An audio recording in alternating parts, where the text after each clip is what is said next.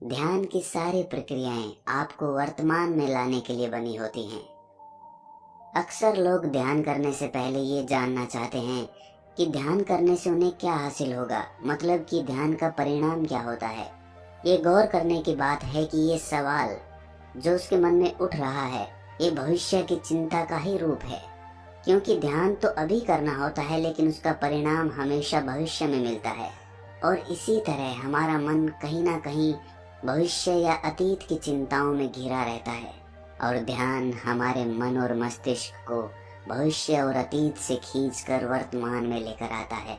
और जब हमारा मन एक बार वर्तमान का मजा चख लेता है तो उसे वास्तविक आनंद का अनुभव होता है।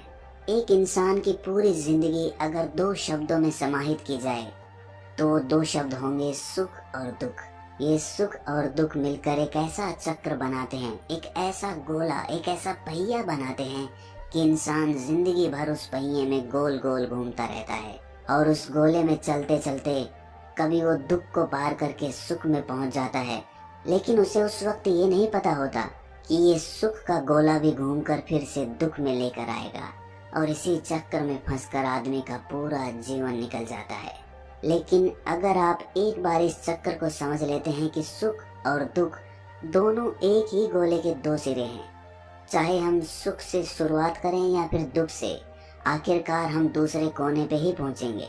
अगर ये बात हमारा मन स्वीकार कर लेता है तो ही इंसान इस चक्र से बाहर निकलने के बारे में सोचना शुरू करता है। और इससे बाहर निकलने का एकमात्र तरीका है ध्यान। क्योंकि सुख और दुख हमेशा अतीत और भविष्य से जुड़े होते हैं, और ध्यान हमें वर्तमान के आनंद से अभिभूत कराता है। आज की जो मैं आपको कहानी सुनाने वाला हूँ वो आपको सुख और दुख के चक्र से निकालकर वर्तमान के आनंद की एक झलक प्रदान करेगी। इससे पहले कि आप इस कहानी में खो जाएं, इस चैनल को सब्सक्राइब जरूर कर लें। एक बार की बात है, एक नौजवान युवक बुद्ध के पास आता है और उनसे कहता है कि हे बुद्ध, क्या आप मेरे एक सवाल का जवाब देंगे? बुद्ध ने मुस्कुराते हुए कहा कि पूछो, क्या पूछना है।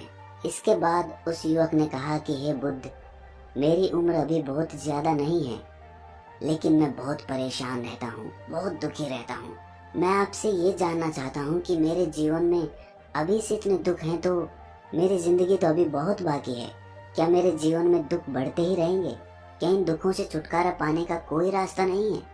ये सुनकर बुद्ध कहते हैं कि कहाँ है तुम्हारे दुख? मुझे तो दिखाई नहीं दे रहे। ये सुनकर वो युवक कहता है कि हे बुद्ध, दुख तो मेरे अंदर है, मेरे भीतर है, वो आपको कैसे दिखाई देंगे? ये सुनकर बुद्ध उस युवक से पूछते हैं कि क्या तुम्हें अपने दुख दिखाई देते हैं? वो युवक कहता है कि हाँ बुद्ध, मैं अपने दुखों को भली भांति देख पा रहा हूँ। तब बुद्ध ने पूछा कि इन दुखों का मूल क्या है? बुद्ध में और उस युवक में चर्चा चल ही रही होती है कि तभी एक भिक्षु दौड़कर वहां पर आता है। वो भिक्षु तथागत बुद्ध के कान में कुछ कहता है। इसके बाद बुद्ध उस युवक से कहते हैं कि चलो, आज मैं तुम्हें जीवन का सत्य दिखाने के लिए एक जगह पर लेकर चलता हूँ। वहाँ पे तुम्हें कुछ भी नहीं बोलना है, चुपचाप सारी बातें सुनते रहना है। इसके बाद तुम्हें अपने सारे प्रश्नों के उत्तर खुद ही मिल जाएंगे। ये कहकर वो युवक गौतम बुद्ध के पीछे पीछे चलने लगता है। कुछ दूर चलने के बाद गौतम बुद्ध एक घर में प्रवेश करते हैं। घर में प्रवेश करने के बाद वो युवक और तथागत बुद्ध देखते हैं कि वहाँ पर बहुत सारे लोग इकट्ठे हो रखे हैं, और बीच में चारपाई पर एक वृद्ध आदमी लेटा हुआ है। बुद्ध को देखते ही सभी लोगों ने उनके लिए राह बनाई, और बुद्ध उस आदमी के पास वहीं उसके चारपाई पर जाकर बैठ जाते हैं। वो युवक भी पास में ही बैठ जाता है। इसके बाद वो वृद्ध आदमी जो चारपाई पर लेटा हुआ था कहना शुरू करता है कि हे बुद्ध, मैं नहीं जानता कि मेरे जीवन में कितनी सांसें और बची हैं। पता नहीं किस वक्त मुझे भगवान के घर से बुलावा आ जाए। हे बुद्ध, मैं मरने से पहले अपने कुछ सवालों के जवाब आपसे जानना चाहता हूँ। मुझे पता है कि उन सवालों के जवाब आप ही मुझे दे सकते हैं, इसीलिए मैंने आपको यहाँ पर बुलाया है। इसके बाद उस वृद्ध आदमी ने कहना शुरू किया कि हे बुद्ध, अपने आखिरी वक्त में मुझे अपने बचपन के दिन बहुत याद आ रहे हैं।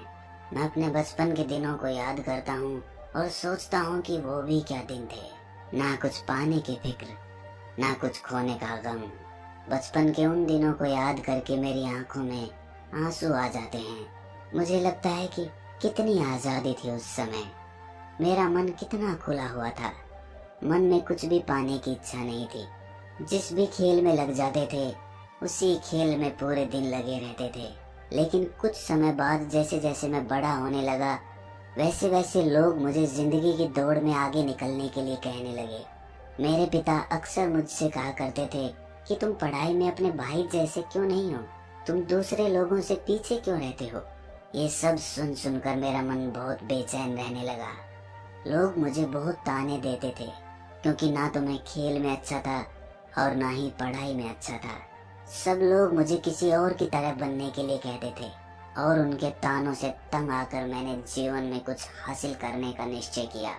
मैंने अपने आप से वादा किया कि मैं भी अपने भाई की तरह एक कामयाब इंसान बनूंगा और इसके लिए मैं दिन रात मेहनत करने में लग गया।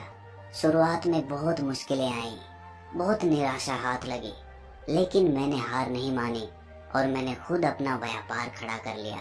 उसके बाद मुझे कुछ पाने का एहसास हुआ। मुझे बहुत खुशी हुई क्योंकि जो लोग मुझे ताने देते थे वही लोग अब मेरे आगे पीछे घूमने लगे थे। कुछ वक्त बाद एक रईस बेटी के साथ मेरी शादी हो गई और उसके बाद मुझे लग रहा था जैसे मेरा जीवन स्वर्ग बन गया हो। कुछ साल बाद मुझे 2 बेटे प्राप्त हुए। दोनों बहुत ही सुंदर और हष्ट-पुष्ट थे। अब मेरा मन मेरे बच्चों के लिए कुछ करने को उत्सुक हो गया। मैं और भी ज्यादा धन कमाने में लग गया और जल्द ही मैं अपने नगर का सबसे बड़ा व्यापारी बन गया। सब कुछ अच्छा चल रहा था, लेकिन अनहोनी को कौन टाल सकता है। एक दिन अचानक मेरी पत्नी मुझे छोड़कर चल बसी। इससे मुझे बहुत गहरा आघात पहुंचा। मैं कई दिनों तक अपने घर से बाहर नहीं निकला। मेरे बेटे मुझे हिम्मत देते थे कि पिताजी, माताजी तो नहीं रही और जो हो चुका वो वापस नहीं आ सकता, लेकिन हम दोनों भाई आपका हमेशा साथ देंगे, आपकी हमेशा सेवा करेंगे।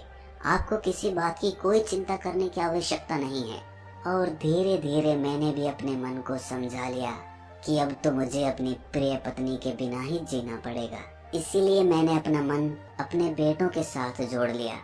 उनकी खुशी में ही मुझे खुशी होती थी, उनके दुख में ही मुझे दुख होता था। इसके बाद उस वृद्ध आदमी ने कहा कि हे बुद्ध, इस जीवन चक्र में अक्सर मुझे महसूस होता था कि आखिर जीवन क्या है। जीवन को उसकी गहराइयों में कैसे जाना जाए। ये कैसे जाना जाए कि मैं कौन हूँ और मैं इस दुनिया में क्या करने के लिए आया हूँ। ऐसे तमाम सवाल मेरे मन में उठते रहते थे और मुझे आपके बारे में भी पता चला कि बुद्ध ऐसी ध्यान की प्रणालियाँ बताते हैं जिससे जीवन का मतलब समझा जा सकता है। लेकिन मैं हमेशा सोचता रहता था कि पहले मैं अपने जीवन से दुखों और परेशानियों को दूर कर देता हूँ, उसके बाद ध्यान में मैं अपना पूरा मन लगाऊंगा। और यही सोच सोच कर मैं कभी ध्यान नहीं कर पाता था। धीरे धीरे वक्त बीतता रहा और आखिर में उम्र ढलने के बाद मैं बीमार पड़ गया। वैसे मेरे जीवन में कोई कमी नहीं रही। मेरे बेटों ने मेरा अच्छा साथ दिया। मैंने जीवन में बहुत कुछ हासिल भी किया, लेकिन अब मैं अपने जीवन में अगर पीछे मुड़कर देखता हूँ तो मुझे एहसास होता है कि मेरे बचपन के दिन ही सबसे प्यारे दिन थे। तब उस वृद्ध आदमी ने बुद्ध से पूछा, मैं चंद घड़ियों का मेहमान बचा हूँ, ये मैं जानता हूँ, लेकिन क्या आप कुछ ऐसा सूत्र मुझे बता सकते हैं जिससे कि मैं सुकून से मर सकूं। मेरे मन के सारे सवाल जवाब शांत हो जाएं और मैं जीवन का असली मतलब समझकर मर सकूं। ये सुनकर बुद्ध ने कहा कि हर इंसान को बचपन के दिन प्रिय क्यों होते हैं, क्योंकि उस समय उसे कोई भी चिंताएं नहीं रहती। वो आजाद होता है, उसके मन में कोई लालसा नहीं होती। वो जिस काम में भी लग जाता है उसी में मग्न हो जाता है। लेकिन जैसे जैसे इंसान की आयु बढ़ने लगती है वैसे वैसे उसकी इच्छाएं, उसकी कामनाएं दिन ब दिन बढ़ती जाती है और इसीलिए अक्सर इंसान भविष्य की तैयारियों में लगा रहता है या फिर अतीत के बारे में सोचता रहता है और वो वर्तमान में जीना भूल ही जाता है। और वहीं अगर हम किसी छोटे बच्चे को देखें तो उसके लिए कोई भविष्य या कोई अतीत नहीं होता। उसके लिए बस वर्तमान होता है और इसीलिए वो वर्तमान में पूरा आनंदित होकर रहता है। तुमने अपना पूरा जीवन अपनी कामयाबियों, अपने बेटों, अपनी पत्नी और अपने भविष्य की योजनाओं में ही बिता दिया और तुम हमेशा यही सोचते रहे कि पहले मैं अपने जीवन को व्यवस्थित कर लेता हूँ और उसके बाद सत्य की खोज करूँगा, उसके बाद ध्यान करूँगा। लेकिन हम ये भूल जाते हैं कि कल कभी नहीं आता, भविष्य की योजनाएं कभी पूरी नहीं होती। जब एक योजना पूरी होती है तो हमारा मन दूसरी योजनाएं बना लेता है और इस प्रकार जीवन चक्र चलता रहता है। और अब आखिरी समय में जब मृत्यु तुम्हारी सैया पर लेटी हुई है तो तुम्हें एहसास हो रहा है कि मैंने जीवन में कुछ भी हासिल नहीं किया। अब तुम्हें लग रहा है कि जो भी तुमने किया उसमें से तुम एक सुई भी अपने साथ नहीं ले जा सकते। अगर यही बात तुम उस वक्त समझ लेते, मृत्यु कभी निश्चित होकर नहीं आती, वो तो कभी भी आ सकती है। अगर ये बात उस वक्त तुम्हारा मन समझ लेता तो तुम उसी वक्त ध्यान और सत्य की खोज में लग जाते। तुम कोई ऐसी चीज खोजने की कोशिश करते जो तुम्हारे साथ जा सके, जो तुम्हें परिपूर्णता से मरने का मार्ग दिखा सके। उस वृद्ध आदमी ने हाथ जोड़कर बुद्ध से कहा कि हे बुद्ध, ये तो मैं जानता हूँ कि मुझसे गलतियाँ हुई हैं। मैंने अपने जीवन को सार्थक रूप से जिया ही नहीं और इस बात का मुझे बहुत गहरे में एहसास हो चुका है। लेकिन मैं आपसे फिर से वही सूत्र जानना चाहता हूँ कि क्या मैं अभी परिपूर्णता के साथ नहीं मर सकता? क्या मुझे अभी सत्य की कोई झलक नहीं मिल सकती? ये सुनकर बुद्ध ने उस आदमी का हाथ सहलाते हुए कहा कि अब तो एक ही सूत्र समझने लायक रह जाता है और वो सूत्र ये है कि तुमने जीवन में जो कुछ भी पाया या जो कुछ भी खोया वो सब यहीं पर छोड़कर चले जाओ। उसे अपने मन के साथ जोड़कर मत ले जाओ। अपने मन में ये भाव पैदा करो कि तुमने अपने जीवन से बहुत कुछ सीख लिया और वास्तविकता में तुमने अपने जीवन में बहुत प्रगति की है, क्योंकि तुमने ये जान लिया है कि जीवन में कुछ भी सार्थक नहीं है और ये जानना भी बहुत बड़ी उपलब्धि होती है। लोग जीवन भर जीते जीते मर जाते हैं लेकिन उन्हें जीवन की निरर्थकता का कोई पता नहीं चलता। इसीलिए अभी अपने मन से सारे सवाल गिरा दो और ये भाव पैदा करो कि जीवन में जो कुछ जानने जैसा था वो मैंने जान लिया है और अब जीवन में कुछ भी जानने जैसा नहीं बचा है। जब तुम इस भाव, इस बोध से भर जाओगे तो तुम बिल्कुल खाली होकर मृत्यु को प्राप्त हो जाओगे। और वास्तविकता में यही मरने की कला होती है। हमने जीवन में जो कुछ भी पाया, जो कुछ भी खोया, वो इसी दुनिया का था और वो यहीं पर रह जाएगा। हमारे साथ कुछ भी नहीं जाएगा। हम खाली जाएंगे, हम बिल्कुल खाली जाएंगे। और जो लोग अपने मन से बिल्कुल खाली होकर जाते हैं, वास्तव में उनके अंदर ज्ञान का दीप जल जाता है।